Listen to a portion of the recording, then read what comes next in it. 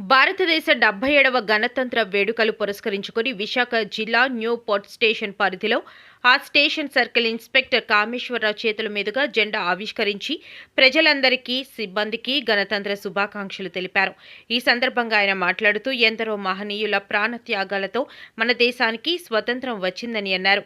1947 August 15 మన దేశానికి స్వతంత్రం వచ్చినప్పటికీ రాజ్యాంగబద్ధంగా అమలు చేసినది జనవరి 26, 1950వ సంవత్సరం నాడు మన భారతదేశానికి పూర్తి స్వాతంత్రం వచ్చిందని చెప్పారు.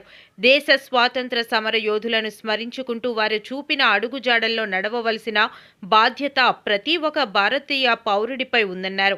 ఈ కార్యక్రమంలో సిబ్బంది తదితరులు పాల్గొన్నారు. అందరికీ 77వ గణతంత్ర దినోత్సవ శుభాకాంక్షలు. ఎందరో త్యాగవీరుల ఫలంగా ఆగస్టు 15 స్వతంత్రం జరుపుకోవడంతో పాటు మనకు ఉన్నటువంటి భారత రాజ్యాంగాన్ని 7 మంది సభ్యుల ముసాయిదా కమిటీ ద్వారా 1950 జనవరి 26న మన రాజ్యాంగం ఆమోదించబడిన తర్వాత దాని యొక్క గుర్తుగా తీపి ఫలాలను పొందడానికి జనవరి 26, 1950 నుంచి ప్రతి సంవత్సరం మనం రిపబ్లిక్ డే పీరియడ్ జరుపుకోవడం జరుగుతుంది.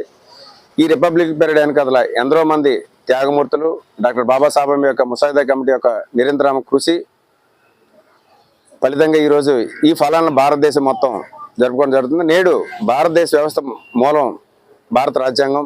ఈ రాజ్యాంగంలో ఉన్నటువంటి ఏవైతే ఉన్నాయో 22 భాషలు, ఇప్పుడున్నటువంటి 29 రాష్ట్రాలు, 1600 మాండలికాలు,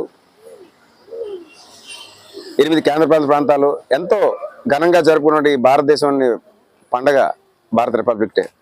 అందరికీ మరొకసారి గణతంత్ర దినోత్సవ శుభాకాంక్షలు. జై హింద్.